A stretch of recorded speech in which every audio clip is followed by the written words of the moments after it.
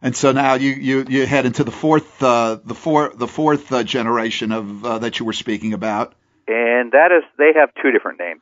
Some of you might have heard them referred to as the millennials or the Generation Y. And the Generation Y is because they say, why do we have to do this? Why do we have to do that? Why does this have to occur this way? But the Generation Yers or millennials were born between 1982 and the year 2000. There are about 69 million of them. So, again, the birth rate creeped up a little bit after Generation X. However, even though they're 20 years different in age, a lot of them, the boomers, are still their parents. So some of the boomers that had children later in life are finding themselves raising millennials nowadays. Millennials are also known, a friend of mine who happens to talk about this subject intensively throughout England. I wish I had said I coined this term, but he has coined this term. He called this generation also, they could be called kippers. And what kippers are is kids in parents' pockets eroding retirement savings. So I wish I could take credit for coming up with that acronym, but it wasn't mine. But I just wanted to share it with everybody because I know some of you are sitting out there saying, "Oh my goodness, my kids are back too." Right. They have had the millennials or the Generation Yers. Let's just call them millennials for the rest of the conversation, so we're not going back and forth. But some of their heroes were the Michael Jordans, the Bill Gates, the Mother Teresas. So they did have some role models that were older. It's funny because the younger kids seem to have role models that come out of the boomer or before generation versus just talking about heroes from their generation. Right. Well, Dave, we're going to take a quick break right now from our friends at MediStar. But when we get back, we're going to talk about the defining characteristics of each generation, and we're going to talk about effective communication and managing each generation and some other topics. We'll be right back here on the Healthcare Business Network in a moment.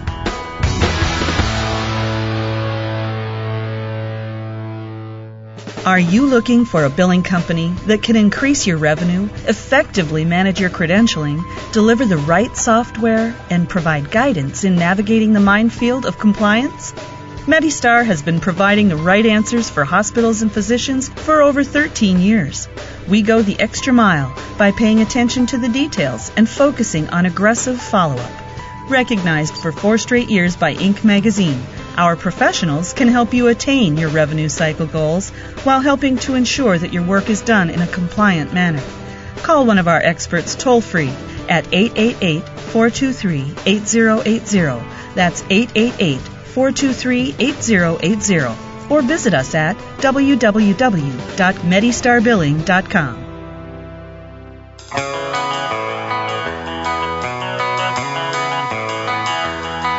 And we're back here on the Healthcare Business Network with our guest this week, Dave Jakielo. We're talking about managing multiple generations. And I just want to let you all know, of course, many of you know our home on the internet is at www.hbnradioshow.com. That's hbnradioshow.com. And just for all you millennials out there, we are on a lot of the social media these days. We're on Facebook. We have our own fan page. It's the Healthcare Business Network Radio Show fan page. We're also on Twitter. That's Health BizNet. Health BIZNET. We're also on LinkedIn. We have our own group called the Healthcare Business Network Radio Show group. And we're also on YouTube. So I guess, David, I tried to cover everything for the millennials here. I don't know if many of the necessarily the silent generation will be looking for us on YouTube or the other places, but you never know. You just don't know these days. Absolutely. But anyway, getting back to the defining characteristics of each generation, how would you juxtapose each of those 4 generations against each other by their defining characteristics? Okay, well, let's take a look at the silent generation first.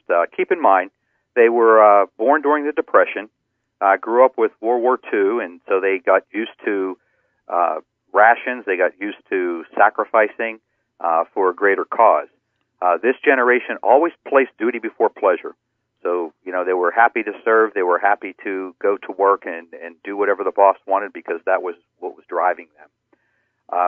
Many of them were just happy to have a job because they seen their parents lose their jobs during the Great Depression, and they realized how rough those times were. So when you talk about career enrichment, career satisfaction, This generation was more just happy to have a job, and they'll do what's necessary to keep that job, to keep money on the table. They also have an avoidance to technology, but we're starting to see that change a bit. They weren't interested in email, they weren't interested in the internet until they found out that if they want to converse with their grandchildren, they better, get on board with the various different technologies. This is a generation that saved money, paid cash, and they invented layaway. So they were very frugal, did not buy things unless they had the money, and kept the economy humming. And they might teach our government something today about paying for something when you first have the money to pay for it. That would be great if they could get back and put us on that track. Sure. The boomers, they're the ones that grew up in a 60 counterculture. I mean, I was there. The boomers, we invented the word workaholic. Prior to that, the word really wasn't known. People went to work. The silent generation did their 40 hours, did a fantastic job, and went home. No, but we as boomers, we decided that wasn't enough. We needed to do 50 and 60 hours. So we invented the workaholic. And now we realize that was a pretty dumb invention based upon what's happened in the last couple decades. Boomers are ones that, even though they're not adverse to technology, boomers see the email box as just an overflowing inbox. So it's like, oh my goodness, just more ways. Boomers thought that the way they should manage and lead is being very dictatorial, because, you do what I say. The boomers, unfortunately, were the first ones that spent money they never had. Credit cards just, were used adamantly and went over the limits, et cetera. We all know what happened there. But if it, silent generation never had a credit card, the boomers were the ones that decided, well, we don't have to have the money to enjoy the life we want to. The Gen Xers, they're independent. They are the most highly educated workforce coming into the workforce. They're very skeptical type of people. Why? Because they've seen their boomer parents get, after being a workaholic, working all these years, they've seen their careers, their pensions just vaporized based upon downsizing, right-sizing, outsourcing. So as they're sitting back, they're not as gung-ho about, hey, let's get into the workforce, because they're worried about, am I going to still be here? You got to keep in mind, too, that the Gen Xers, the first generations that weren't raised by their parents, these are latchkey kids. Most of them grew up in daycare centers. Most of them grew up, not most, but about 25% of them grew up in homes that had a single parent. 50% of them had to go through the process of having their parents divorce. So not making any saying whether it's right, wrong, or it's just different. It really is. So that whole concept of the nuclear family was something that had changed. That whole concept was radically reshaped during this generation. Exactly. It was radically, and not only that, they lost hope because they seen the nuclear family was blowing up. And this generation really thinks that the greatest days of America has indeed passed. And hopefully, it'll get rekindled and they'll get rejuvenated. But this is one generation that thinks that, well, we've seen the best we're ever going to see. Now, the millennials are the younger generation that we have right now. First kids that are raised by technology. I mean, most of the millennials have had mobile phones for quite some time, or PCs at least if they haven't had phones. These are the kids that were raised sitting in front of a DVR, or they had video game machines that helped raise them. They like interesting work, and they want to learn new things, and they want regular training all the time. Why is this? Well, because, think about it, in the video games that they've been playing for their entire life, they're always moving to the next level. They're always beating something. They're always wanting to achieve more. Once they can master a game, that game goes away, and they bring out another one. I mean, think about it. That's why we have Madden 2000 through 2011, because people want to try to get better every year.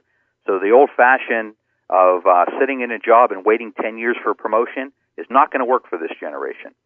They also need high touch. They want recognition because their boomer parents, which are also called helicopter parents, just keep hovering over them and telling them how wonderful they're doing. So when they come into the workplace, you have to make sure that you take time to, praise them and give them new and challenging jobs. It's going to be very hard to have a millennial and try to hire them to do the same job 40 hours a week for 10 years and hoping that they'll move up the ladder. So you want to watch that.